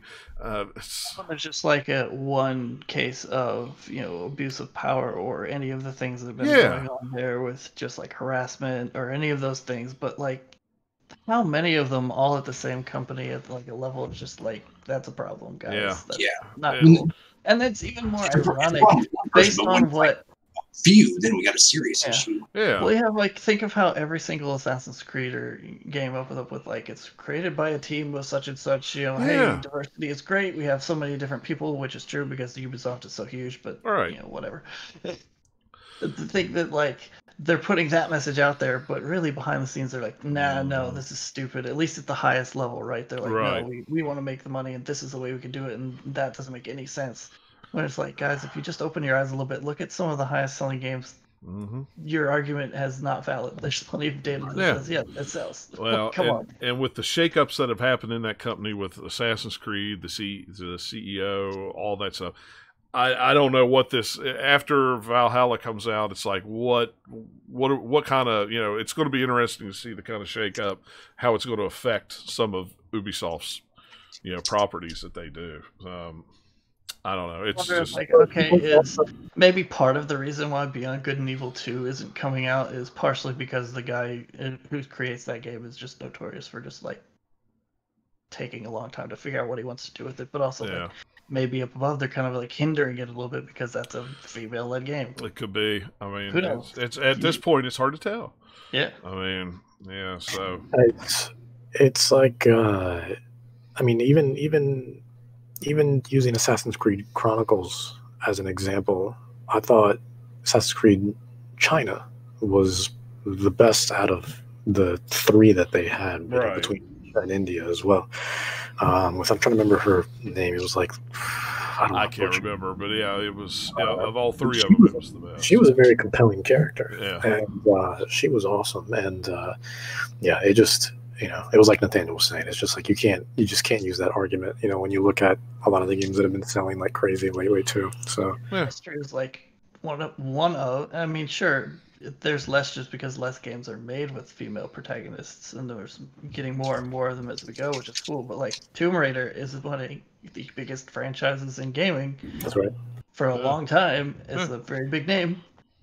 Well, sure. I mean, and you know that for a while was probably one of the only ones you could point at, right? But now we've gotten a whole lot more, and some of the like coolest stuff, like Horizon, was a very big selling game, one of the best new IPs of this whole generation. It's like, well, like there's lots more examples now, so it's like, guys, like you can't argue that anymore. Well, and Ubisoft, the only reason you say that is because you never make them. Right. And Ubisoft was one of those companies that was at E3 that somebody asked them about, you know, making a female protagonist in the Assassin's Creed games, and they said that it was just too complicated or something. It was the weirdest excuse. The game after the one that they had a female protagonist available. Yeah. And it's like, oh, come on. It's a shame. It's an absolute shame, and it's the more you read about it and the newer stuff that comes out, it's just more and more of a train wreck. And it's one of those train wrecks that you can't look away from. It's like you see the headline, it's like, oh, let's click on it and see what this is all about. You know, it's like, Oh, wait, maybe Ubisoft wasn't, quote, the good one anymore. Yeah. Because you look at, like, Activision, EA, Ubisoft, like, big, huge ones. Like, yeah, Ubisoft was like, you always think of them better than you did EA or Activision. Yeah, I And now you're always like, did. Now it's like, maybe I wasn't right to do Yeah. so. That's yeah, oh, crap. Yeah. Phil Spencer announced this week in a blog post that Xbox Game Pass Ultimate will include Project xCloud support in September. I kind of figured this from the beginning that it would be just bundled into your Ultimate thing. So very cool that you'll be able to play any games on a mobile device. That works really, really well. I got into beta on my work Android phone because at the time you couldn't do iOS. Now you can, but it's a limited base. I've not been able to get into it. But I mean, here at the house, booted up on my 5G wireless network upstairs on my phone with a Xbox controller, works flawlessly. Looks really good. But yeah, I figured I've always said from the start that would probably be a thing in Game Pass Ultimate. Great. It's great. Like I'm in it too. I mean, I've got the app open right now for Cloud, and like first one right here I see is Plague Tale Innocence. So like I can click it, press play, and then like literally like now it's booting up at the moment. And then in a second I'll be able to play Plague Tale whenever I want. Well, and I like to stream in my console to it. I've done a lot of that with it too. Stream the console to it and play it. It works. It just works. And speaking of Xbox, this is the last story. Xbox Series X Games Showcase was that Thursday morning. I didn't get to watch it live. I'm kind of glad I didn't watch it live because they put a VOD up of 4K 60 frames on YouTube so you could go back and watch the entire presentation in 4K. I really appreciated they did that, because Sony really didn't. You had to go back. PlayStation stream because it was at 60 FPS at 1080. So at least it was like higher frame rate for the stream, but yeah, it wasn't 4K. No, but then you had to go back and hunt all the trailers in 4K and watch them separately. It was just nice to be able to watch the whole show in 4K. And I'm doing the iOS 14 beta on my iPhone, and I could I could watch it in 4K on my phone instead of watching it, on the TV, which was very nice as well because I like to have 4K on my telephone, and I didn't get to go downstairs and watch it, so I laid in bed and watched it in 4K on my telephone. And it's still different than 4K on your TV, but that is nice. Yeah, it is nice. Yeah. It was nice because I could clearly tell a difference. And I know first game right out of the bat was Halo Infinite, and man, have the people on the internet just been. I think that it looks pretty. It looks nice. It also is not the Halo game that I give a crap about because it's unlike, let's say, God of War, where when they revealed that, it's like, oh, this is a different way they're going with God of War. This looks more interesting to me, where I didn't really care about the previous games. Like I've gotten past where I played Halo games here, and I played the original one. I played 3. I played Reach. And some other bits and bobs in between, but I kind of was like, I don't care about Halo as it is, and them saying, oh, we're going back to basics, look at all this cool stuff. It's just cool, it looks like Halo, but it's not one for me in particular. But for everybody who loves Halo, awesome. I think they're gonna like it. I loved it. Some people don't. It looked really, really cool to me, and it's almost like a open world like a really Halo. Nice looking Halo game. Yeah, and I don't understand. Everybody's like, this looks like a 360 game. What? What were you looking at? This does not look like a 360 game. Now, granted, it's not even on stream, man. Yeah, come on. I mean, and I'm not saying that it's everybody's like, well, it's got to have this realistic graphic fidelity. Halo has never had a realistic graphic fidelity. It's always had a style, whether it's a cartoony style, if you want to call it that, or but it has a style.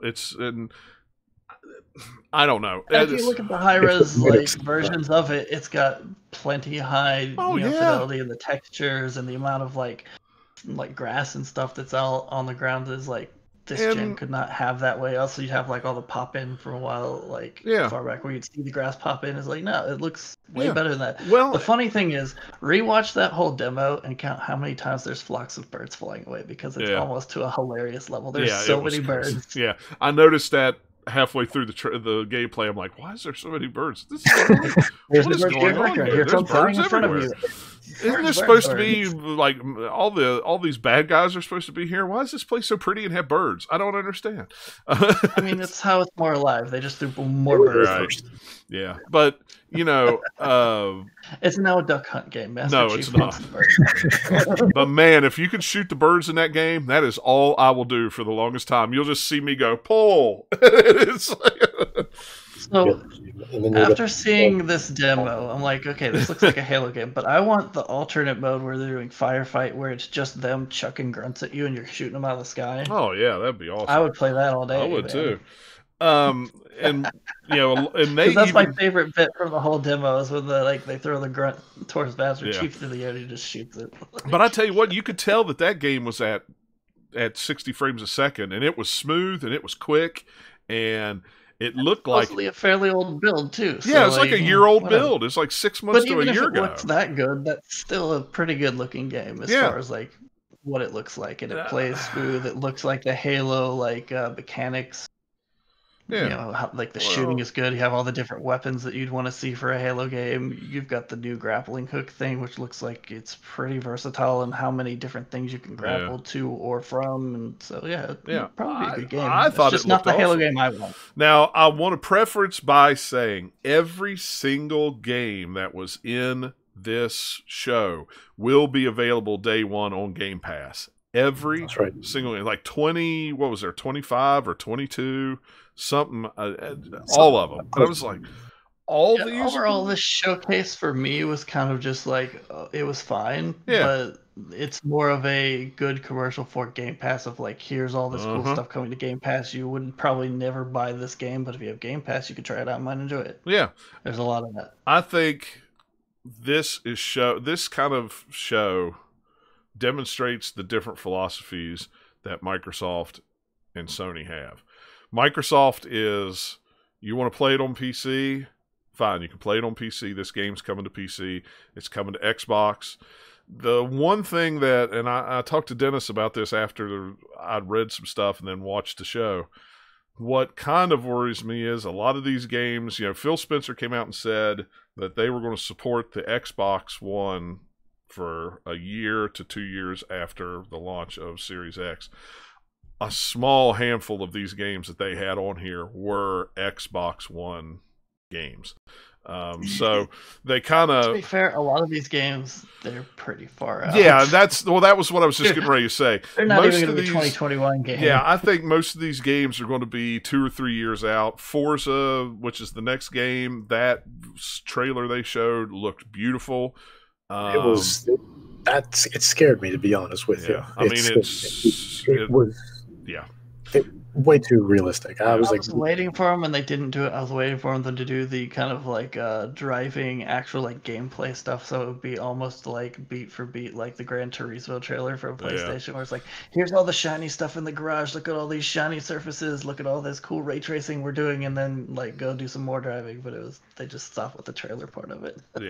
Yeah, it was, and and I looked at that game, and what was it? So many people that was another thing people were complaining about online. Why didn't they show any gameplay? They showed all these games, but they didn't show any gameplay because these games are years out. These are just in development. But the two I'm most excited about were basically glorified logo trailers. Yeah. And Forza, it's going to be, this year should be a Forza, but it's definitely not this year. I mean, there's no way. Probably not next year at this point, which is why we're getting Forza Horizon upgraded on Series X to, compensate to still have a racing game. On the make that game run at the like higher frame rate that the new console can do, and pure 4K, and up the textures even a little bit more than they already are, and that game will look even more amazing than it already does. Oh yeah, I mean, shoot, I don't know. I've read a lot online this week, and one thing that they did not do with this whole conference that I was wanting was, what is the big new cool thing that Xbox is going to have that's like a new franchise or something that they didn't really have much teases in the way of that. They kind of did, but I don't know, not there wasn't any like big super hype moment in this whole thing. It was just a lot of like, okay, here's Halo that like, oh, we're bringing Fable back. That's cool. Like there's some other stuff in there. It's like, all right, here's another of the franchises we already know. It was a diverse but yeah, show. It was solid. It just wasn't like super amazing, blow your pants off. It was just like, yeah, it's really good. They had games if you liked shooters, they had shooters. If you like first person shooters, they had those. I don't want to hear anybody say that Microsoft doesn't have, Xbox doesn't have any role-playing games or Japanese role-playing games. That's a bunch of bullcrap now. Interesting. They didn't before, now they now they do. Obsidian. What's interesting too that I've noticed also, especially ever since they announced it, is like I've noticed that like they're really pushing Yakuza hard on Xbox, like more so than PlayStation actually. And apparently, they said something like it's coming to PS5 at a later date apparently. Yeah. So day one it'll be on with Series X, but PS5 it's just kind of up in the air. And like Yakuza was always like a PlayStation franchise, and now it's like we like it. It's kind of crazy. Microsoft has thrown around a lot of money. I mean, they have thrown around a lot of money, and they have a lot of money to throw around. They have a really good relationship with Sega, too, I feel like. They always have. I mean, ever since, what's his name, who used to be head of, on the Dreamcast, he came over and was head on Xbox when it came out. Golly, what was his name? I can't remember now. I can picture his face, but anyway. Everwild was one that was shown by Rare. They had a trailer of it. That's another one where I'm like, because they'd shown it before, and this one's like, hey, it's more of a look at a game that we still don't know what it is, and apparently Rare still doesn't know what it is because they're still very, very early. Yeah. Like the first time they showed it, like less than a year ago, they had just barely gotten out of like concept phase or something. They're still working that out, and now they're slightly further along, but yeah. Yeah. I want like, what if Rare would make a giant Viva Piñata game? That's what I wanted to see. What does a modern Viva Piñata look like? Yeah, I would like to know. They'll never make it, but I want to know what that looks like. I want an open world Viva Piñata game. Anyway. Those games are so weird, and I want them back, but it looks like with Everwild, there's still like, there's still bit of that like weirdness to Rare, which is nice. Yeah. Like, just in different direction. Yeah.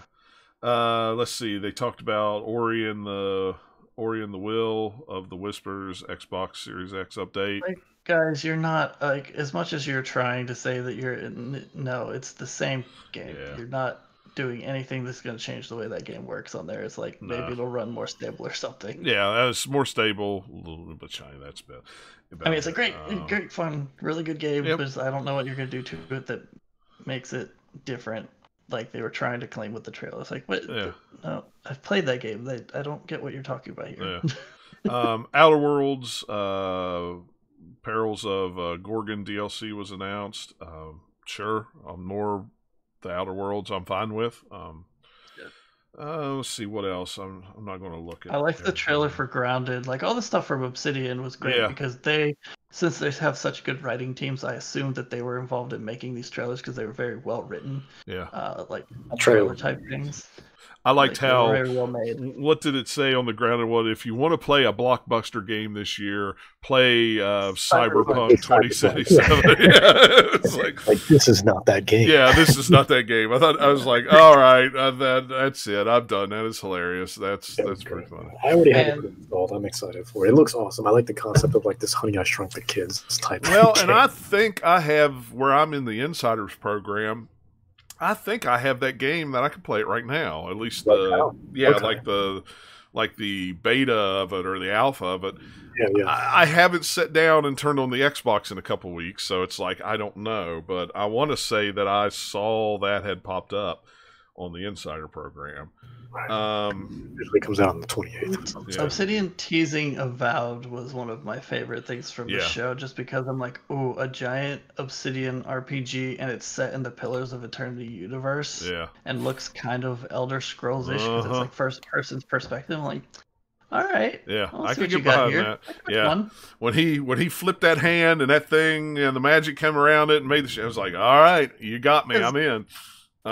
If you haven't played the Pillars of Eternity games, they've got a really cool kind of just universe setup for that. But seeing that done instead of like the computer RPG kind of top-down isometric style game with a lot of just like text storylines, there's like a hodgepodge of different crazy like mechanics they have in those two games. Yeah. But having that universe done in just like a full 3D game is like they could do some really cool stuff with it. So if Microsoft is throwing them a bunch of money to do that, yeah, I'm all for it. Yeah, absolutely. See what they do. Psychonauts 2, they showed a trailer of it. Looked really cool. It looks cool. That game is not a next-gen looking game. That is a game that looks like this could be on the 360. Yeah. Because it looks not much better than the original game does as far as just kind of like texture-wise. And I don't know, maybe it's just the way I watched it. And it probably is one of those more of this is my memory of what it looked like versus what it actually looked like. But I was like, Psychonauts was cool. Let's do some more psychedelic weird stuff. That trailer was terrible. Yeah. It's like, that trailer was mostly like, hey, I know Jack Black. Isn't that cool? Yeah. And he could sing. Okay. Sure. We knew that because Tenacious D exists. All right. also, he was in that game you made like a while back about metal music and stuff. So Brutal. Yeah. What was that called? We already know that you know Legend. Jack Black. Yeah, Brutal Legend. Yeah, Legend. That game was a lot of fun. Yeah.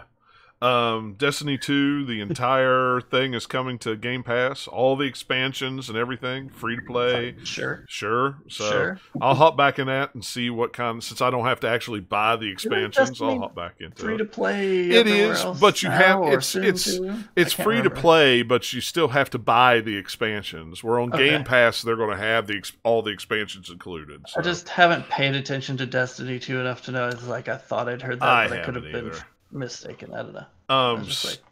Stalker 2, I'm excited about that one. I loved the Stalker game. I thought that was cool. I like post-apocalyptic Chernobyl. I'm all about that.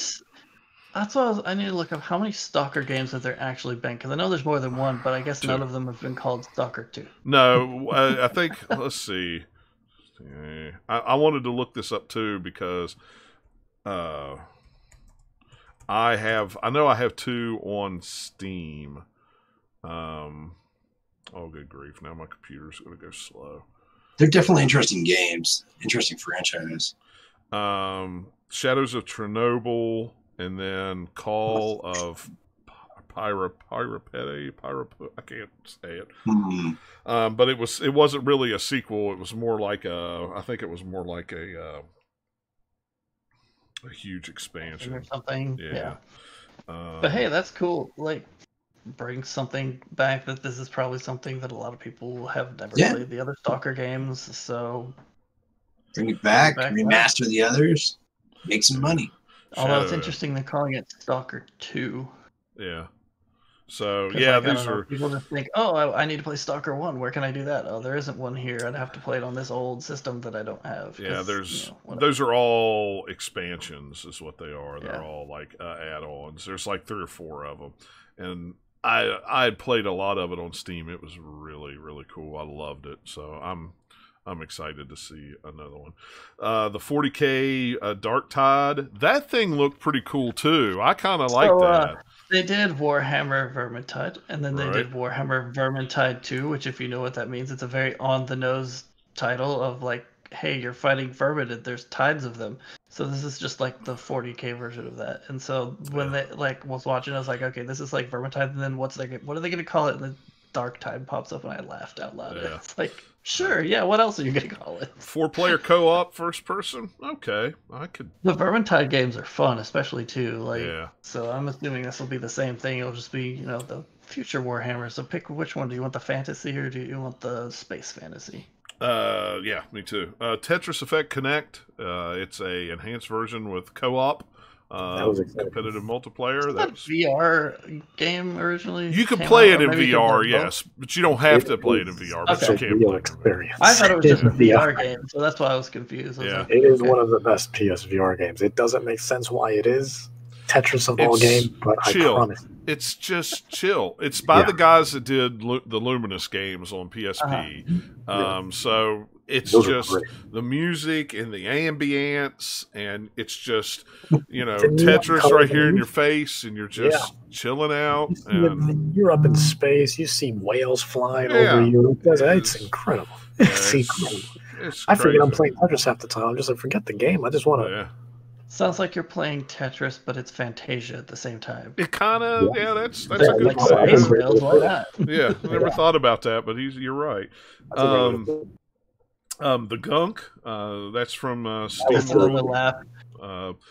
That When that title popped up, I was like, okay. Yeah, the title, I was not feeling that title, but the game itself looked really cool, though. Knowing the SteamWorld games, though, it's just like they couldn't have called it anything else. Like, the SteamWorld Dig is a game where you dig. Like, yeah.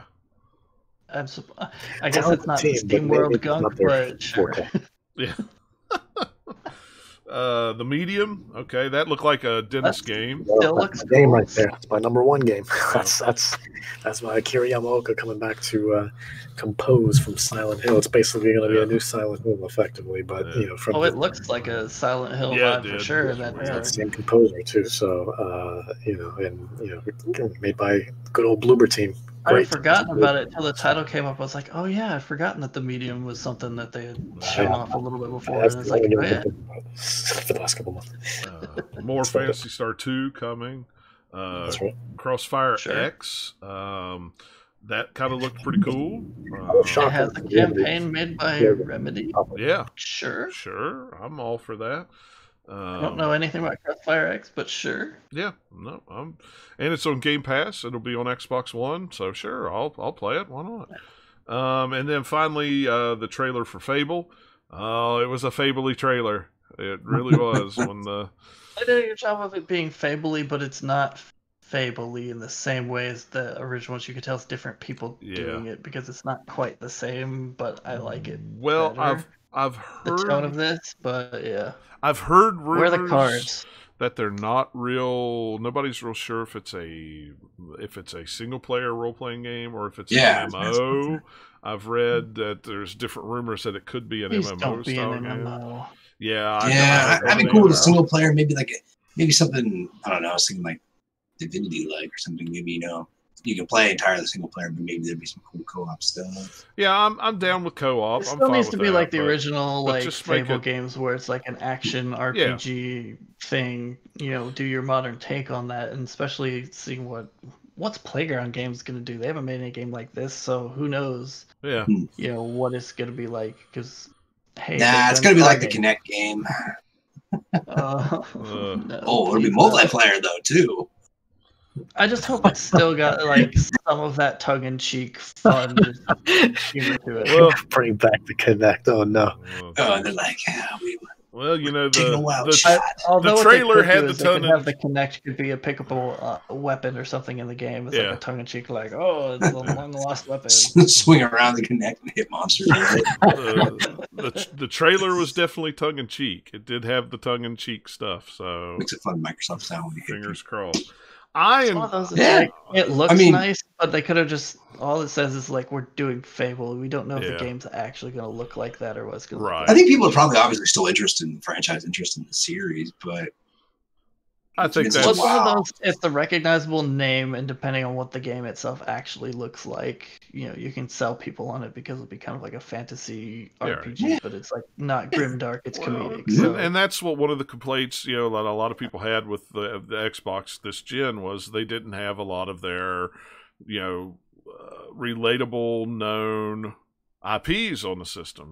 They had Halo. Viva Piñata. Come on, man. But dude, I played the crap out of those Viva Piñata games. I did too. I really did too.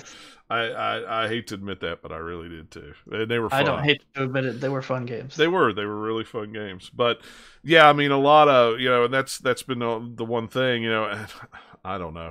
A lot of people are ragging on Microsoft because they're like, well, this is all great and all, but this is this is more of a Game Pass trailer than it is anything else. Well, yeah, because Microsoft, I don't think, is interested in selling systems this time around. If you want to buy an Xbox system, great. You don't have to. You can play it on PC. Money. Yeah, they want the subscription money. And, I'm not going to say that this is the future of games, but I think with the money that they made on the Xbox and the PC side alone with Game Pass this gen and this late in this gen, they have seen something that nobody else is doing. That, games are expensive. Not all of us have, disposable income to buy 2 or 3 games a month, big AAA games a month that come out. But if Microsoft's going to say, hey, you pay us $14 a month, you can play all of our AAA games. We've got a nice curated collection of, other games that you could play. And, I mean, at launch, you don't have to buy a single game if you buy a console. If you buy it, you have tons of games on Game Pass alone to play. We don't know yet as far as what their schedule is going to be like. How often are games going to be coming out? A lot of these games that they showed, in the showcase, right? How long is it going to be till they come out? But even still, that's like, sure, like we know these plus other ones that Microsoft makes from the other studios that didn't show off their games today. They're all going to be on Game Pass. Yeah, and plus, it's backwards compatible. So if you didn't buy an Xbox this time around, you can buy Xbox One games and play on it. I mean, they said at the end of that press conference that there would be 100 games in the first launch window.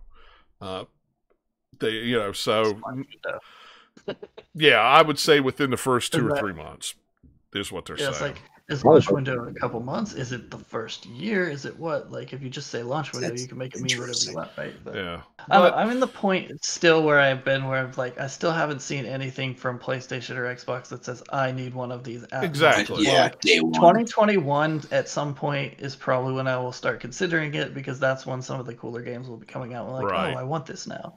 Yeah, and I'm the same way. I'm not in a hurry to get one. I have Game Pass on Xbox One X, so, I'll be able to play Halo Infinite the day it comes out without having to buy it. I'll just download it and it'll be there and I'll play it. And then some of these other games, and like I said, I've still got a backlog of PS4 games to play. And PS5, to me, a lot of people were saying, well, we didn't see enough gameplay on Xbox. We didn't see hardly any gameplay on PS5. I mean, they showed a Miles Morales trailer that was a cinematic with the gameplay of him swinging through the city for 2 seconds. And that was all we saw of that game. And everybody was like, heralded it as the game to buy on the play. The greatest thing ever. Yeah, how do you know? You saw no gameplay. The Spider-Man, though, right? So we know that the Spider-Man game was great. So another one of those, yes, we want it, even if we don't see much on it. It's more the promise of that game. Yeah. Yeah, of course everyone's excited. But I don't know.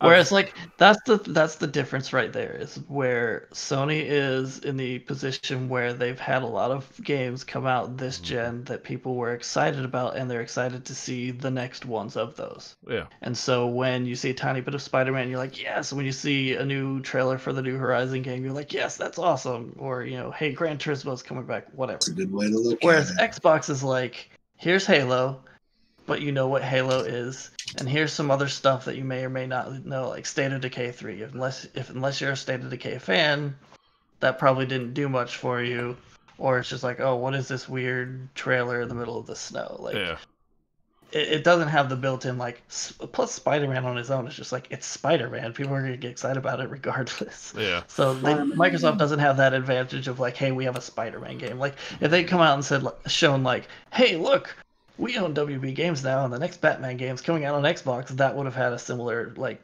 splash of Spider-Man to be able to do a Batman game, right? But they just don't have that. Yeah. I think that's the only difference, really, between the two, is like, hey, they have a little bit more built-in excitement on promise of these things we liked this time around. We're going to have new versions of them coming forward. Whereas Xbox, this generation, a lot of people are kind of why they didn't like Xbox as much, as it just felt like some more of the same, and they didn't build excitement on the games as much as what like Sony's done this time around, whereas Xbox has started to build excitement over the generation with a lot of the services and the like stuff like Game Pass that they're doing. Is like, hey, this is really cool as a platform, but it's still like, okay, you know what Halo is, you know what Gears is, you know what Forza is. And they haven't really done anything super amazing that everybody just jumped on, like, oh wow, that God of War game is the best of all time, or that Spider-Man game is great. They haven't had that same whiz bang factor that they can build on, and they're trying to get there. And I think they will, because they've got lots of, like, all the studios they've bought, there's a lot of diversity there, the types of games that they can put out. Yeah, there is, and we're just starting to see it. Yeah, Xbox now, I think people need to realize it was like you were saying earlier, where it's like it's not they don't really care really if about selling consoles at the moment, because Xbox now has become it's not a console anymore, it's a brand. So, and they want to expand the brand. That's what's making the money, is the brand, not the consoles. Right. So Xbox can be on PC, Xbox can be on Switch via, Cuphead, Ori, so on and so forth, Minecraft, right? So Xbox is technically everywhere at this point, Right. with Minecraft even on PlayStation. So, and that money's going straight to Microsoft. They could, do you own an Xbox? No, it doesn't matter. They're more worried about the games that they're selling, because then the service. I still don't think of Minecraft as a Microsoft thing. Even though technically it is, right? Like, but that's what Microsoft wanted. They don't want you to, they didn't want to mess with the formula of Minecraft. They wanted to buy it, but they wanted it they wanted people not even to know that they bought it. Just you continue on doing what you're doing. And I'm glad that they've done it that way, because if you didn't know that, if you just looked at the development of like the main Java version of it, it's the same as it's been for years and years before. Even before Microsoft bought them. So that's cool. Microsoft they've pumped a lot of money in there, where they've done a lot of things with like the Bedrock version and bringing all of those together. So it's not like the PlayStation version of Minecraft has kind of got these features, and the Xbox one has this features, and the Nintendo one has these features. They're a lot closer together now than before Microsoft kind of put them, because they've been able to put hire more developers in order to do those kinds of things. Well, and that's for the but and they haven't gone in and said like Microsoft's Minecraft at all. They haven't tried to rebrand it, and that was definitely smart of them, because if they tried to, I think that would have made a lot of people angry. Yeah, well, and look at good old Microsoft for finally buying a company and not running it in the ground. Taking control, choking it, and then running it in the ground. I mean, that's more of EA's thing, right? EA has almost got that down to science at this point. True. I mean, just wait till BioWare's next game comes out and it doesn't do super well, and then they finally close it. Like, I know it's gonna happen. Like, it makes me sad already, even though we're not there. Unless, I don't know.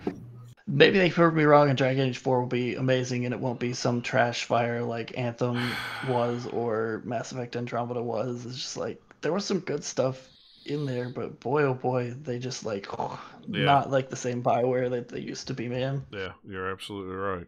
And that's just one example of many EA studios that have gone that way. Well, but I think Game Pass for Microsoft is going to be the future of their. I mean, that's where they're going to make their money, and that's all they're going to care about. And I'm fine with that. A lot of people are like, well, yeah, that's great if you don't want to, own a game. If you just want to rent a game all the time, it's no big deal. You do realize that if you are a Game Pass member, you can buy the game you're playing at a discounted price. And if you're a gold member, you get a discount on top of it. Literally the other day, I wanted to play Shadow Tactics, and it was on Game Pass. I downloaded it, and with 3 days to go, it was like, hey, this game is leaving in a little while. It's like, crap, I'm not going to have time to play this. Let me just see how much it costs. Oh, I get 50% off because I'm a gold member, and I get another 20% off because I'm a Game Pass Ultimate member. This game cost me $10. Beep, bop, bop. A $50, $90, $60 game for $10. It's like... That's what they're banking on, though, because they get some of that back in the subscriptions, and it's also subscriptions are steady, so that's why they want all the people there. If they sell boxes too, awesome, great, but the subscriptions where they want to keep their money in, right? Yeah, or at least have all those different income streams from like, hey, we're selling some boxes, we're selling some physical games, we're selling some digital games, we've got subscriptions and Xbox Live, all this stuff that we're bringing money in makes it versus just like we're only selling consoles and games. Yeah, and that's a lot smarter. That's Sony. We're only selling consoles and games, and Sony really missed the boat because they had the PlayStation Now before Microsoft had Game Pass. And PlayStation Now was a cool thing, but at the time, it was streaming games only. It was a very weird selection of games that had no big first-party PS4 titles on it. And then Microsoft came out with Game Pass and just went... just stomped it. And then they went, well, now we'll let you download the games. and we'll put some of our first-party games on there. But if Sony would have come out and said, hey, PlayStation Now, it's $20 a month, you'll get day and date, even first-party even if it was games. like a subpar service with like poor like download speeds and stuff. That also seemed to be a common complaint too, is people just didn't like, maybe the offering wasn't as good, or maybe the tech behind it just wasn't as good either. Well, you had to have a strong internet connection. If you didn't have a strong internet connection, it just wasn't a good experience. Which then goes back to that argument of digital consoles, because that's something they want to move forward to. But so much of the U.S., at least 40%, lives in areas where the internet is garbage. Satellite's not going to hack it. Let me tell you something. And I'm gonna get on my soapbox here for a second let me just close this laptop, because I don't want to break the screen on it. So many people nowadays are talking about schools not going back and virtual learning being a thing. Now, I am a husband of a teacher who teaches 3rd grade. Virtual learning is not as good as face-to-face learning, but there were so many kids this year that did not have internet at their house here that they could not do the little virtual learning that they did. I would say over half of my wife's classroom did not have internet. Now, I blame local government and I blame state government, because companies want to get more customers, but they need help building infrastructure. And states could give money for infrastructure. You two Nathaniel and Dennis live in North Carolina. I have a friend who lives in rural Randolph County, one of the largest counties in the state of North Carolina. He gets 1 gigabyte internet, but he cannot get city water and sewer to his house, because the state of North Carolina said, we will build infrastructure and help this company get internet to the people. And he gets faster internet than I do, and I live in a rural community, but I live in a city, and I can't get internet that fast at my house. It's, to me, until state governments say, yes, we will help out people and get the infrastructure so they can get this, service out to people. Internet companies want to make money. That's what they're in the business for. And there's when the shutdowns happen and the locks happen, they said, hey, if you want free internet, we will give you free basic internet. But the trouble is most places couldn't get the basic free internet because they didn't have the infrastructure to get to their house. It's like, we are so far behind in this country compared to other countries. It is ridiculous, and it's all because of politics, and it's stupid, and I hate it, and it aggravates me to death. And well, and when this fall comes around and they start school back in September and they have to shut it down again because of a bunch of people getting sick, you're going to really do your kids an injustice, because in March, April, May, June, July, August, and half of September, in 6 months, you did not take the time to try to get infrastructure started to get this stuff set up so kids could have a better education if they can't go to school. And I lay that at the foot of politicians. But once again, that's just me. All humanity. It aggravates me to death when the services are there, the will is there, but politics gets in the way that they won't allow it to happen. And I've said it before, and I've said it again. A lot of politicians want to keep the dumb people dumb and the rich people rich. And until we all wake up and figure that out and get some people out of there that's acting like that, we'd all be a lot better off. But what do I know? I'm just a poor white boy who lives in West Virginia. The dumbest country on this side of the East Coast, this side of the Mississippi. Beautifully put, sir. But anyway, that's my political rant for the week. As you can tell, like I said, I've read too much stuff online, and I need to step away. I would laugh if, like, at this point with them not doing anything and like just one little thing, it just and companies really kind of taking the step forward of like wear a mask, and really trying to be a lot more consumer friendly. I would love if Microsoft was just like, hey, if you're a Game Pass Ultimate member, we'll send you a stimulus check. Yeah.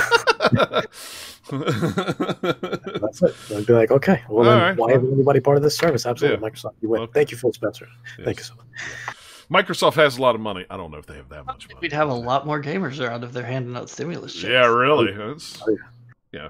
Well, Well, I love Xbox, man. they're Played it for 5 minutes. well, you know, they're talking about another round of stimulus checks right before PlayStation and Xbox go up for pre-order. What is this all about?